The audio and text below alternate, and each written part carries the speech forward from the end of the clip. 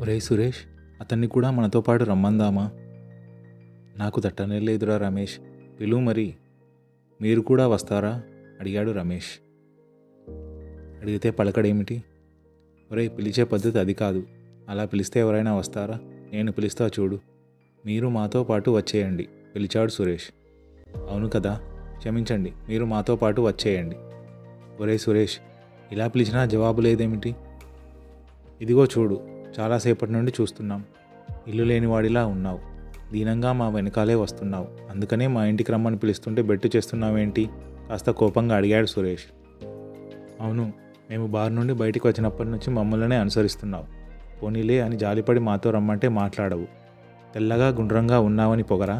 సురేష్, తాడు తీసుకురా, వాడిని మనతో కట్టేసి ఇంటికి తీసుకెళ్దాం. అంతే కోపంలో ఊగిపోయాడు రమేష్.